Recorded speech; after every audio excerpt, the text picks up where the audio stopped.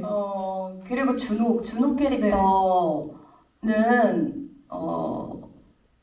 생각해보면 처음에 생각을 했던 이유는 그거였던 것 같아요. 이 모녀가 싸우지도 않잖아요.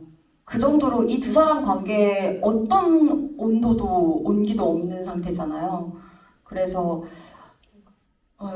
그래서 이 두 사람이 그렇다면은 시동을 걸고 그 시동을 걸기까지 사실은 뭔가가 필요하겠구나. 이거는 불가능할 정도로까지 저는 생각을 했기 때문에 이 두 사람 사이에 누군가가 이게 사람이면 좋겠고 이 두 사람의 중간에 껴서 뭔가 중간자 역할을 좀 했으면 좋겠다라는 생각이 약간 접삭제처럼 이어줄 수 있는 네네. 그랬으면 좋겠다라는 생각도 있었고 되게 복합적인 이유인데 뭐 그것도 있었고 그리고 이미테이션을 어쨌든 1, 2, 3, 4를 이렇게 찾으러 다니는 얘기잖아요. 근데 이 가운데 어쨌든 이 1, 2, 3, 4가 윤신혜라는 사람으로 다 이렇게 이어져 있지만 되게 다 달랐으면 좋겠다. 다른 삶을 다 살고 있었으면 좋겠다라는 생각이 되게 강했어요. 그래서 이제 이 캐릭터 하나하나를 만들다가 이 사람쯤은 남자면 안 되나? 라는 생각도 했었고 그래서 이제 그게 이제 주목이 됐던 것 같고 근데 이제 앞서 말한 것처럼 그런 첫 번째 이유 때문에 좀 처음부터 같이 동행을 해서 계속 옆에 서로의 말들을 좀 전달을 하고 혹은 이 사람도 이해해주고 이 사람도 이해해주면서 각자의 마음을 또 열기도 하고 이런 역할이면 좀 좋겠다. 대신에 그러려면 이 사람도 되게 많은 어떤 우여곡절이 있어야겠다. 이 사람의 인생에도 굴곡이 좀 있어야겠다라는 생각을 했어요. 네. 근데 젊기 때문에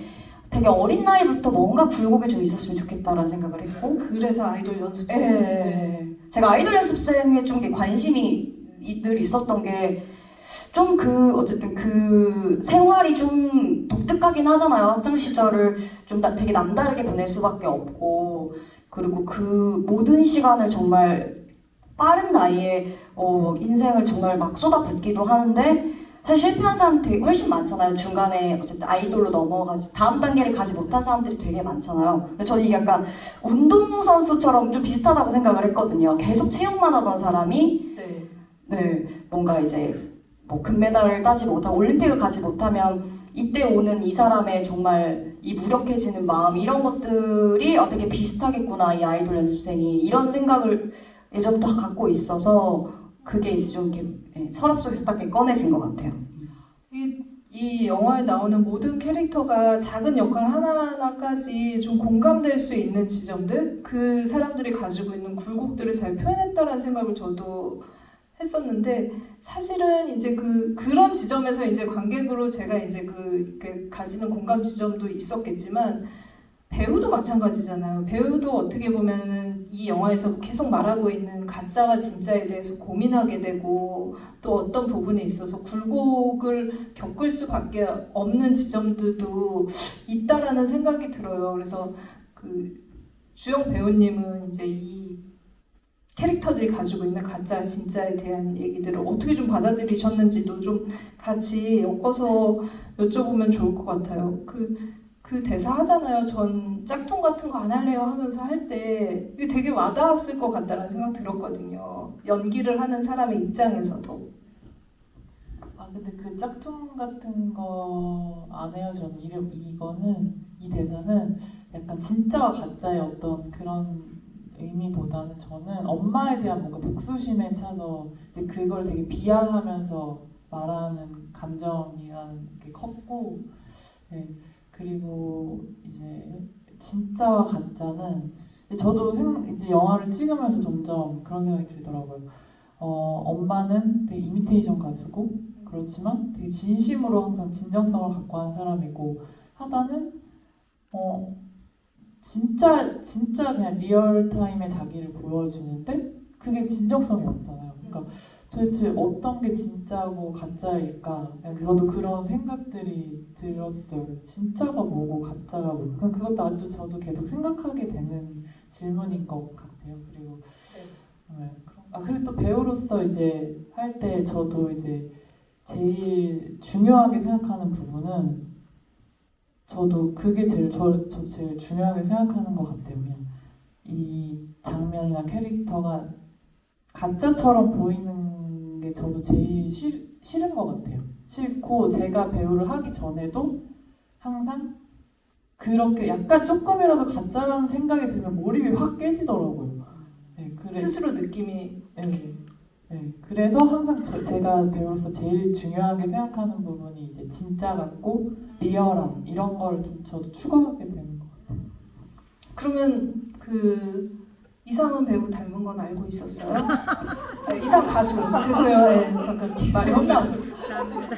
담다디. 아 그건 너무 잘 알고 있었죠. 그 아이디어를 낸 게 저예요. 아 진짜? 네, 원래는 김한선이요. 근데 그래, 안 근데 저는 닮았다. 이상은이랑 더 네. 닮았다는 말을 많이 들어요. 이래서. 완벽하게 이상은이죠. 네. 이상은 가수님은 제가 만난 적도 있는데, 네. 토크를 같이 했었어요. 네. 근데 진짜 닮으셨어요. 그래서 아, 이런 주옥 같은 키도 비슷하고. 네. 이거 이런 것도 박수 드려야 되는데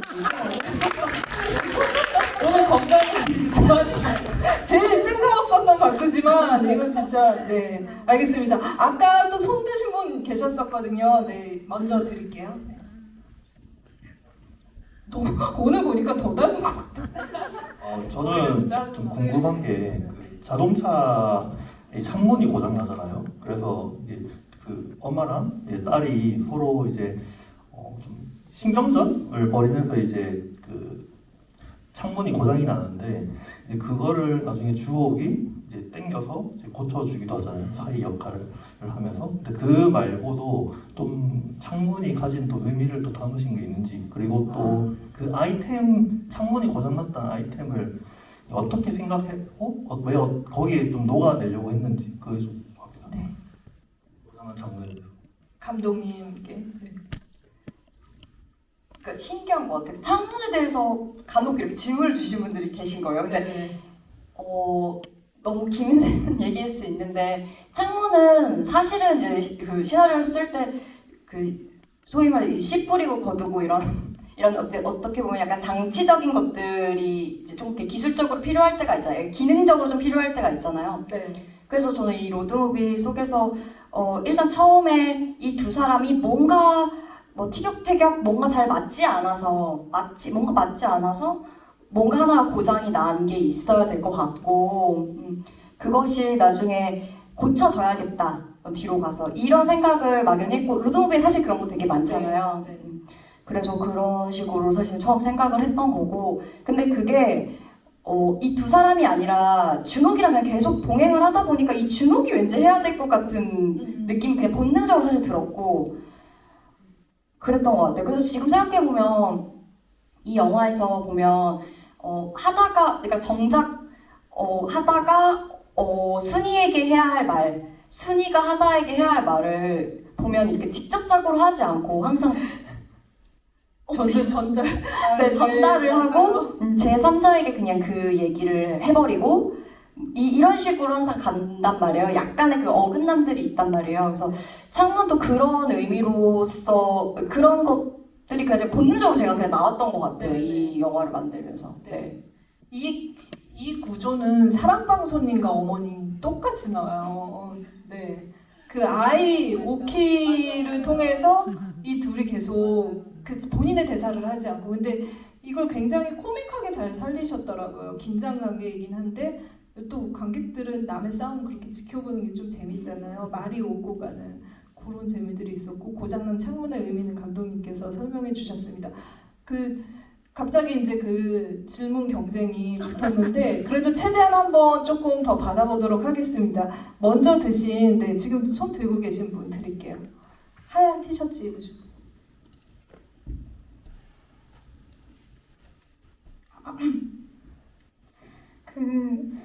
씬 중에서 이제 고맙고 미안하면 항상 화를 내요 이렇게 질문이 있었잖아요.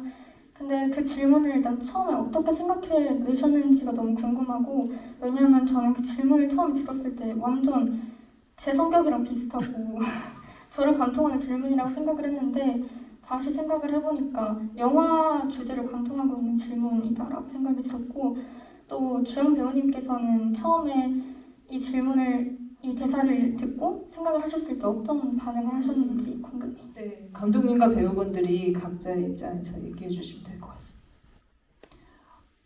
그냥 장하다라는 캐릭터를 잘 보여주는 사실 말인 것 같아요, 저도. 이 사람이 어쨌든 이게 직선적인 사람이 아니잖아요, 이 캐릭터가. 뭔가 이렇게 꼬여 있잖아요. 그래서 마음은 이러한데 이 진심을 바로 표현하는 법을 잘 모르고 혹은 근데 이 모름이 사실 진짜 몰라서가 아니라 제가 볼 때는 약간 방어 기제로 그렇게 된다고 전 생각을 하고 있거든요. 진심을 드러냈을 때 사실 상대방에게 거부당할 거라는 그 두려움이 다 사람마다 갖고 있잖아요. 뭐 다 그 편차는 다르겠지만 근데 하다는 어쨌든 그게 되게 그 정도가 좀 큰 사람이고 왜냐면 뭐 순이라는 가장 가까운 사람에게 이 가장 가까운 관계에게 어쨌든 애정을 진심을 보였을 때 크게 거부당하는 어떤 사건도 자기 기억 속에 있고 이런 것들 때문에 지금의 하다가 되지 않았을까 좀 방어적이고 뭔가 바로 얘기하지 못하고 그리고 진심이 뭔가 앞에 떨어졌을 때 좋아하는 걸 좋아한다고 안 하고 그냥 달아나 버리고 이런 사람이라고 생각을 해서 근데 준옥은 그걸 또 알아주고 네. 그래서 저는 하다가 되게 연기하기 진짜 힘든 되게 까다로운 캐릭터라고도 생각했어요.